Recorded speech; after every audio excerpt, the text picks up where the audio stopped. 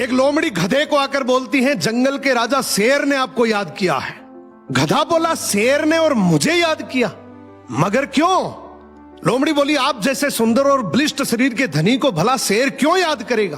केवल एक ही काम है, शेर तीर्थ यात्रा करना चाहते हैं और आपको जंगल का राजा बनाना चाहते हैं। गधा बहुत खुश हुआ और लोमड़ी की बातों में आके शेर के पास पहुंच गया। अब शेर ने गधे पे हमला कर दिया। गधे की किस्मत अच्छी थी, वो बच निकला।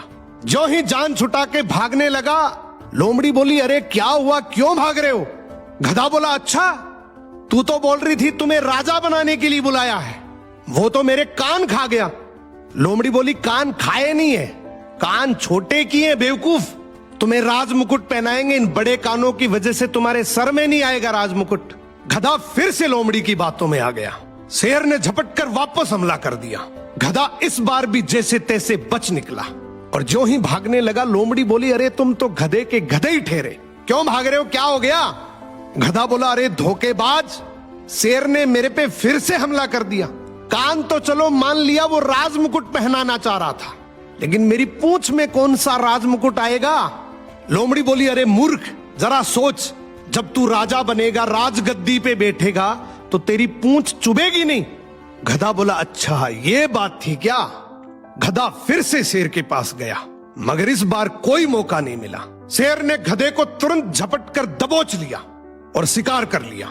शेर डकार लेते हुए लोमड़ी से बोला, यार मैंने इसका एक एक अंग खाया, मगर इसका दिमाग नहीं मिला। लोमड़ी हंसकर बोली, इस बेचारे के पास दिमाग था ही नहीं। अगर दिमाग होता तो 2 बार धोखा होने के बाद तीसरी बार आपके पास थोड़ी आता। सो किसी चिकनी चुपड़ी बातों पर आंख बंद करके कभी भरोसा मत करो, हर सलाह अच्छी नहीं होती।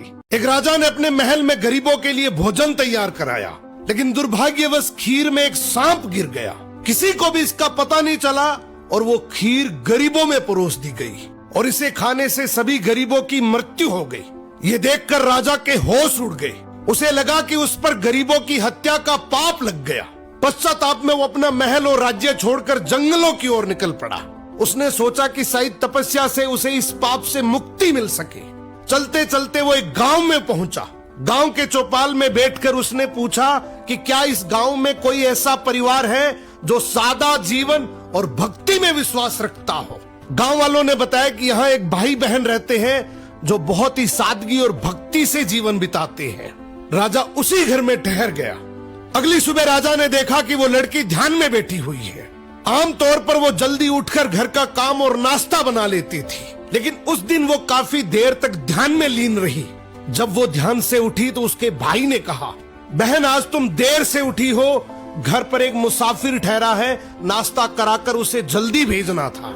लड़की ने शांति से कहा, भैया ऊपर धर्मराज के दरबार में एक बहुत उलझा हुआ मामला चल रहा था, उसी पर ध्यान लगा था, इसलिए देर हो गई। भाई ने पूछा, कैसा मामला? लड़की बोली, एक राजा ने गरीबों के लिए भोजन बनवाया था, लेकिन दुर्भाग्यवश खीर में सांप गिर गया और वही खीर खाने से सभी गरीबों की मृत्यु हो गई।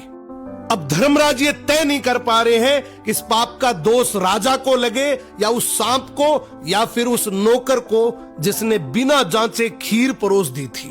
राजा ने प्रार्थना की, क्या मैं एक रात और यहाँ रुक सकता हूँ? भाई बहन ने अनुमति दे दी।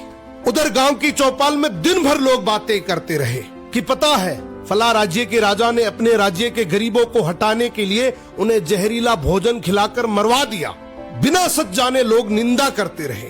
अगली सुबह लड़की फिर ध्यान में बैठी। ध्यान पूरा होते ही वो अपने काम में लग गई। राजा ने उससे पूछा, बेटी अब बताओ, गरीबों की मृत्यु का पाप आखिर किसे लगा? लड़की ने शांत स्वर में कहा, वो पाप उन लोगों को लगा जो चौपाल पर बैठकर बिना सच जाने निंदा कर रहे थे। राजा की आंखें भर आई, ये जानकर कि वो इसका दोषी नहीं है। जिंदगी में याद रखना, दूसरों के पाप गिनने वाला इंसान अक्सर अपने सर पर सबसे बड़ा पाप उठा लेता है।